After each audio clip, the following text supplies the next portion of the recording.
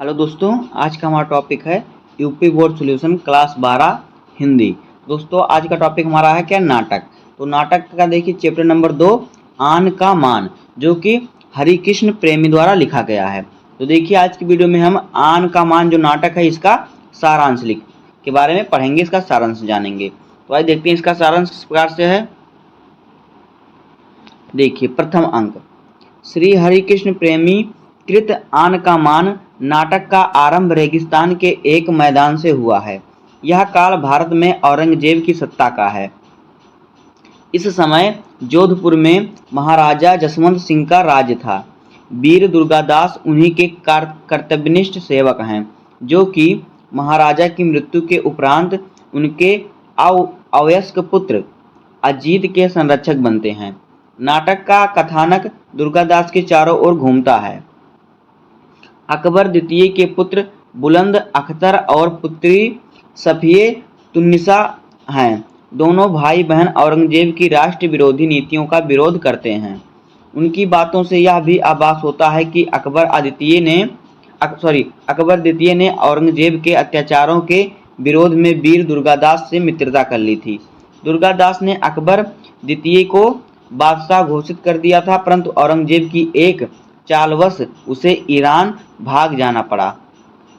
आगे देखिए, सफियत और बुलंद दुर्गादास के पास ही रह जाते हैं। अजीत सिंह युवक होकर जोधपुर का शासन संभाल लेता है।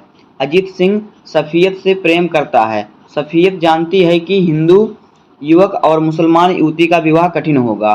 दुर्गादास भी अजीत को राजपूत धर्म की मर्यादा का ध्यान दिलाता है। मान रखना राजपूत की आन होती है और इस आन का मान रखना उसके जीवन का व्रत होता है। देखिए दूसरा अंक, द्वितीय अंक देखिए, इस घटना के सर्वाधिक मार्मिक स्थलों से संबंधित कथा दूसरे अंक की कथा है। कथा का प्रारंभ श्री भीम नदी के तट पर स्थित ब्रह्मपुरी से प्रारंभ होता है। औरंगजेब ने इस नगरी का नाम इस्लामपुरी रख दिया। औरंगजेब की भी दो पुत्रियां हैं, एक मेहरुनिसा और फिर दूसरी जीनतुन्निसा।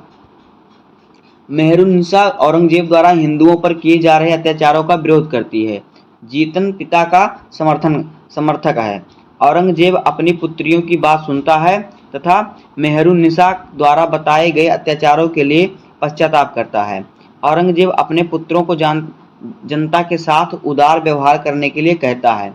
औरंगजेब अपने अंतिम समय में अपनी वसीयत करता है कि उसका अंतिम संस्कार सादगी से किया जाए। इस समय ईश्वरदास दुर्गादास को बंदी बनाकर औरंगजेब के पास लाता है। औरंगजेब अपने पौत्र पौत्री बुलंद तथा सफियत को पाने के लिए दुर्गादास से सौदेबाजी करता है, परंतु दुर्गादास इसके लिए तैयार नहीं होते। आगे देखिए तीसरा अंक यानी कि तृतीय अंक। तृतीय अंक में देखिए, नाटक के तीसरे और अंतिम अंक में अजीत सिंह पुनः सफियत के जीवन साथी बनने का निवेदन करता है, परंतु सफियत अजीत को लोकहित के लिए स्वहित का त्याग करने का परामर्श देती है। वह कहती है, महाराज, प्रेम केवल भोग के ही मांग नहीं करता, वह त्याग और बलिदान भी चाहता है। बुलंद और दुर्गादास के विरोध की अजीत परवाह नहीं करता है। सफियत को अपने साथ चलने के लिए कहता है। दुर्गादास पालकी में सफियत को ले जाना चाहते हैं। अजीत नाराज होकर पालकी को रोककर कहते हैं, दुर्गादास जी, मारवाड़ में आप रहेंगे या मैं रहूंगा। दुर्गादास मातृभूमि को अंतिम प्रणाम करके चले जाते हैं। नाटक की कथा यहीं समाप्त होती है। आगे देखिए, उपयुक्त कथा संगठन की दृष्टि से सुगठित और व्यवस्थित है। ऐतिहासिक घटना को काल्पनिक के सतरंगी रंगों में रंग कर रोचक और प्रभावपूर्ण बना दिया गया है। प्रथम अंक में कथा की प्रस्तावना या आरंभ है। द्वितीय अंक में अजीत तथा दुर्गादास के टकराव के समय विकास की अवस्था के उपरांत कथा अपनी चरम सीमा पर आ जाती है। राज निष्कासन के आदेश और सफियत के पालकी में बैठने के साथ ही कथा को उतार आ जाता है। सफियत की विदा के साथ ही कथानक समाप्त हो जाता है। राज्य निष्कासन को हंसकर स्वीकार कर आन का मान रखने वाले दुर्गादास से संबंधित यह कथा अत्यंत संक्षिप्त है।